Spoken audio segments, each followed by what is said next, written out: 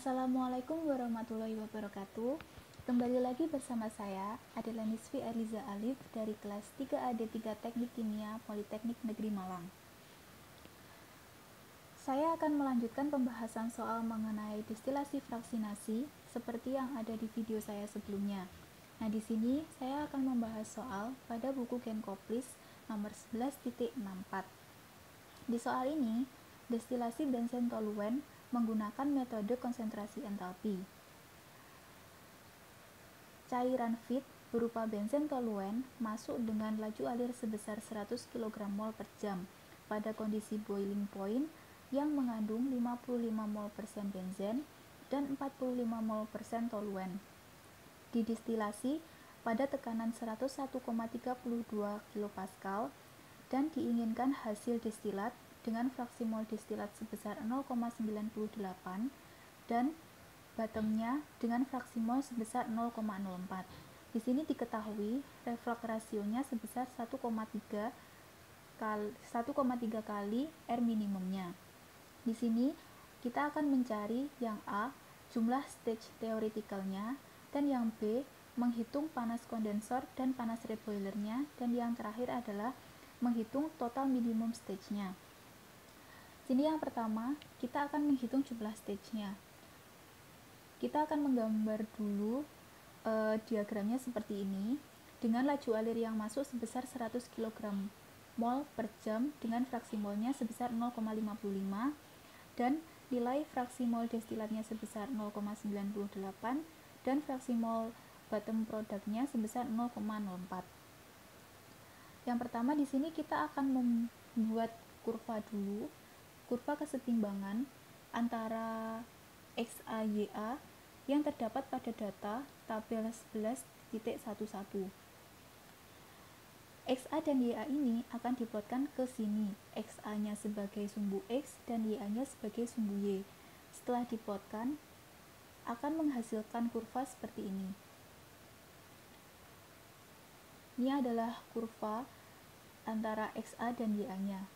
Kemudian, kita akan membuat garis diagonal mulai dari titik 0 ini sampai ke titik terakhir kurvanya. Seperti ini. Ini merupakan garis diagonalnya. Kemudian, kita bisa memplotkan nilai XW, XF, dan XD-nya. XW-nya tadi kan diketahui 0,04. Jadi, XW-nya itu ada di sini.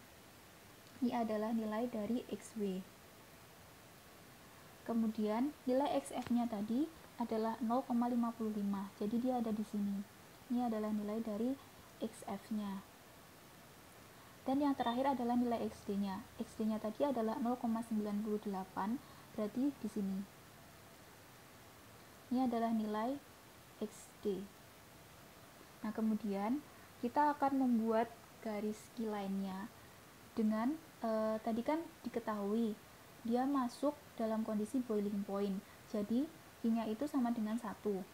Apabila Q-nya sama dengan 1, maka nanti key-line-nya itu akan membentuk garis tegak lurus ke atas. Dimulai dari titik XF-nya. Titik XF-nya tadi kan 0,05. Berarti mulai dari sini kita tarik garis ke atas dan ini nanti akan menjadi garis key line. Nah, seperti ini. Nah, seperti ini. Dan ini disebut dengan key line. Nah, kemudian setelah ini sudah dicari, kita akan mencari nilai RM-nya. Nah, nilai RM-nya itu didapat dari mana? Dapat dari persamaan ini. Intercept sama dengan XD per RM plus 1. Nah, nilai interceptnya kan kita belum tahu nih. Jadi kita cari dulu. Caranya gimana? Caranya dari titik XD ini kita buat garis ke titik perpotongan antara kurva dan key line ini. Jadi dari sini kita tarik garis lurus sampai sini. Seperti ini. Menghasilkan garis seperti ini. Ini merupakan garis intercept yang lama. Nah, nanti dari sini kita bisa tahu titik interceptnya itu di sini. Jadi sekitar 0,48. Setelah nilai interceptnya tahu, kita masukkan ke persamaan ini. kita masukkan nilai interceptnya 0,48, XD-nya 0,98, per RM-nya kita cari plus 1, sehingga nilai RM-nya bisa dicari dan dihasilkan nilai RM sebesar 1,041. Tadi kan diketahui dalam soal nilai R operasionalnya atau nilai refluknya itu sebesar 1,3 RM. Nah, di sini kan RM-nya tadi sudah dicari, sehingga nilai R operasionalnya juga bisa dicari dan didapatkan hasil sebesar 1,353. Setelah nilai dari R operasionalnya ini kita cari, maka kita bisa mencari nilai interceptnya yang baru dengan rumus XD per R. R-nya ini, R yang sudah kita cari tadi, R operasionalnya per 1 plus 1, sehingga didapatkan nilai intercept yang baru sebesar 0,416. Nah, nilai intercept yang baru ini kita plotkan ke dalam kurva ini tadi. Jadi posisinya sekitaran di sini, 0,416. Kemudian kita membuat garis lagi mulai dari titik XD sampai ke titik intercept yang baru tadi. Garis lurus. Dan didapatkan garis seperti ini. Ini adalah garis intercept yang baru tadi. Nah, garis ini disebut dengan garis enriching atau seksi enriching. Kemudian kita membuat garis lagi mulai dari titik perpotongan antara enriching dan keyline menuju ke titik XW ini. Kita tarik garis lurus dari sini ke sini dan dihasilkan garis seperti ini. Nah, garis ini disebut dengan seksi stripping atau rectifying. Nah, setelah mencari kurva seperti ini, maka jumlah stage bisa kita cari sama seperti cara mencari jumlah stage di soal sebelumnya, yaitu mulai dari titik XD kita tarik garis ke garis mendatar sampai ke kurvanya ini. Seperti ini. Kemudian dari titik itu tadi kita tarik garis ke bawah sampai ke garis enriching-nya. Seperti ini. Nah, sama seperti yang sebelumnya, menggambar stage ini hanya pada garis enriching dan garis stripping saja. Ini tadi dilanjutkan terus sampai pada titik terakhirnya, yaitu di titik XW-nya ini. Dan didapatkan seperti ini. Nah, ini adalah stage-nya. Dan di sini kita mendapatkan stage sebanyak 17 stage. 1, 2, 3, 4, 5, 6, 7, 8, 9, 10, 11, 12, 13, 14, 15, 16, 17. Jadi ada 17 stage, di mana 16 stage berada di kolom destilasi dan satu stage-nya berada di reboiler. Kemudian kita lanjut ke soal yang B, yaitu menghitung nilai panas di kondensor dan panas reboilernya. Sebelumnya, kita harus menghitung dulu nilai destilat dan nilai bottom product-nya karena tadi di soal belum diketahui. Langkah pertama yaitu kita menghitung neraca massa totalnya dulu, di mana F sama dengan B plus D. F-nya tadi kan sudah diketahui 100, namun B dan D-nya itu belum diketahui, jadi dari sini nanti kita akan mendapatkan sebuah persamaan baru, yaitu D sama dengan 100 min W. Kemudian kita lanjut ke neraca massa komponennya. Neraca massa komponen ini dengan persamaan F dikali XF sama dengan W dikali XW plus D dikali XD. Sini nanti kita tinggal memasukkan saja nilainya, yaitu F-nya 100, XF-nya 0,55, W-nya kita cari, XW-nya 0,04 plus D-nya tadi kita dapat dari persamaan ini tadi, jadi 100 min W dikali XD-nya 0,98. Dari sini nanti kita bisa mencari nilai W-nya itu berapa. dan didapatkan nilai W-nya sebesar 45,74. Setelah W-nya diketahui, maka kita bisa menghitung nilai D-nya dari persamaan yang tadi, yaitu D sama dengan 100 min W, dan didapatkan nilai D-nya sebesar 54,26. Lalu, sebelum kita menghitung nilai panasnya juga, kita harus mengetahui nilai L dan V1-nya. Nilai L ini didapatkan dari rumus R sama dengan L per D. Sehingga kalau kita ingin mencari L, kita menggunakan rumus R dikali D. R-nya tadi kan sudah diketahui, sudah kita cari juga nih. R-nya sebesar 1,353 dan D-nya sebesar 54,26. Sehingga didapatkan nilai L-nya sebesar 73,43. Setelah L-nya ketemu, baru kita bisa mencari nilai V1-nya. Nilai V1 ini dicari dengan rumus L plus D, sehingga nilai V1-nya sebesar 127,69. Untuk mencari nilai panas kondensor dan panas reboilernya, kita juga membutuhkan data ini, yaitu physical property data for benzene and toluene pada tabel 11.61. Kemudian, kita menghitung nilai lambda P-nya. Nilai lambda P-nya ini diketahui dengan suhu T0 sama dengan 80,1 derajat Celcius. Nah, untuk menghitung nilai lambda P itu sendiri, kita menggunakan persamaan 11.64. Nah, di persamaan ini, data-datanya sudah kita cari sebelumnya, sehingga tinggal memasukkan saja. Dan didapatkan nilai lambda P-nya sebesar 34.223,65 kJ per kilogram mol. Ini nilai dari lambda P. Kemudian kita akan menghitung nilai H-nya. Nah, nilai H-nya ini kita membutuhkan Y1 dan temperatur. Y1-nya ini merupakan sama dengan nilai XD. Jadi nilai Y1-nya itu 0,98. Sedangkan temperaturnya itu belum diketahui, jadi kita harus mencari dulu.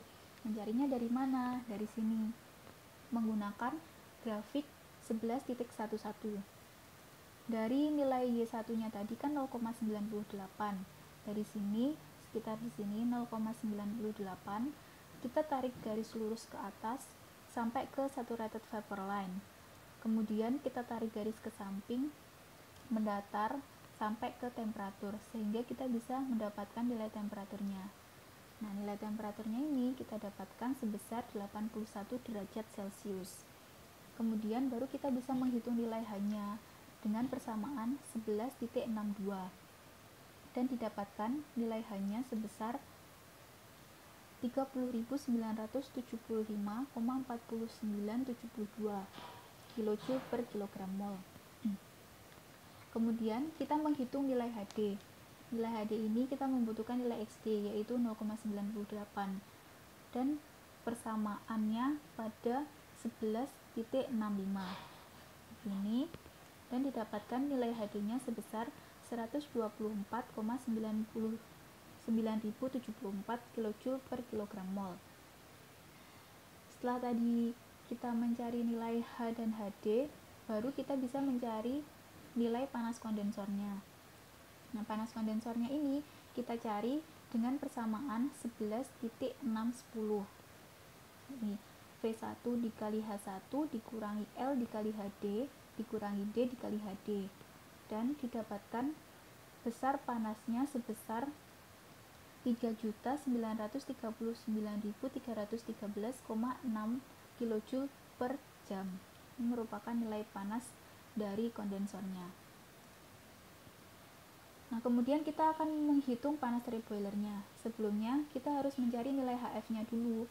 Nilai HF-nya ini didapatkan dari persamaan 11.65. Persamaan ini sama dengan persamaan untuk mencari nilai HD-nya, HD. Namun yang membedakan adalah nilai XF dan XD-nya. Di sini kita menggunakan XF dengan 0,55, dan temperaturnya kita harus mencari dulu pada grafik 11.11. Nilai XF-nya tadi kan 0,55. Sini, posisinya di sini. Kita tarik garis ke atas sampai ke saturated liquid line, kemudian kita tarik garis mendatar ke kiri sampai ke temperatur, dan didapatkan temperaturnya sebesar 90,9 derajat Celcius. Kemudian kita baru bisa menghitung nilai HF-nya, dan nilainya didapatkan sebesar 1634,958 kJ per kilogram mol. Baru kita bisa mencari nilai panas reboilernya. Panas reboiler ini kita membutuhkan nilai XW. XW-nya tadi kan sudah diketahui 0,04, dan nilai HW. Nilai HW-nya ini, nilai entalpinya ini kita belum tahu, maka kita harus mencari dulu di grafik ini, grafik 11.61. Kita memasukkan nilai XW-nya tadi sebagai sumbu X di sini, yaitu 0,04. Jadi sekitar di sini. Kita tarik garis ke atas sampai ke saturated liquid, kemudian kita tarik garis ke kiri, dan kita akan mendapatkan nilai entalpinya. Di sini kita mendapatkan nilai entalpinya sebesar 4500 kJ per kilogram mol.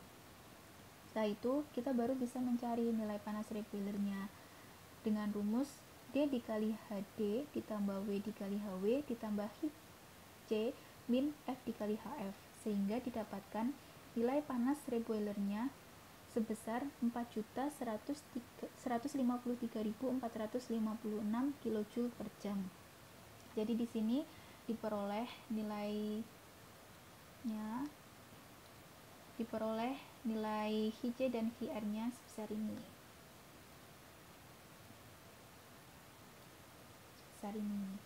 Nilai HC-nya 3.939.313,6 kJ per jam, dan nilai panas reboilernya sebesar 4.153.456 kJ per jam. Dan yang terakhir adalah soal C, yaitu menentukan total refluxnya. Nah, total reflux itu sendiri merupakan keadaan di mana harga R-nya itu sangat besar atau tak hingga, yang artinya harga Ln juga sangat besar terhadap nilai D-nya, yang berarti semua produk atas dikembalikan ke dalam tower sebagai reflux, sehingga tidak ada produk atas atau distilat yang dihasilkan. Nah, kan R-nya diketahui tak hingga, maka nilai slope-nya itu bernilai 1, sehingga nanti garis operasinya akan tegak lurus, dan di sini interceptnya adalah 0. Kemudian kita akan mencari kurvanya. Nah, kurva ini sama seperti yang soal A tadi, kita mengeplot data dari tabel 11.11. Jadi ini akan didapatkan kurva seperti ini,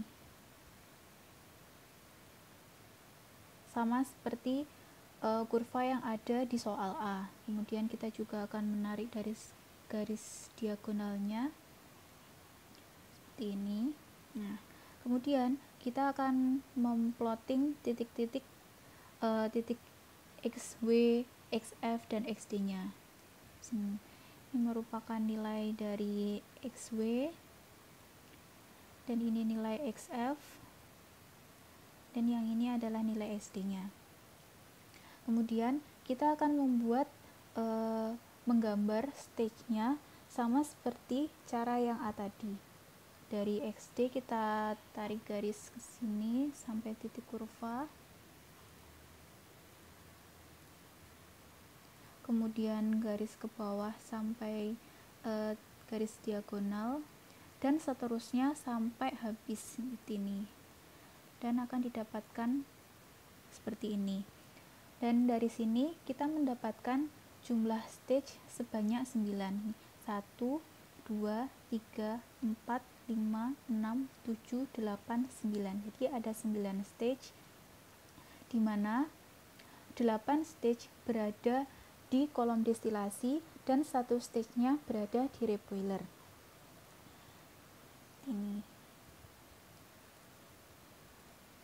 Nah, cukup sekian penjelasan yang dapat saya sampaikan untuk pembahasan soal ini.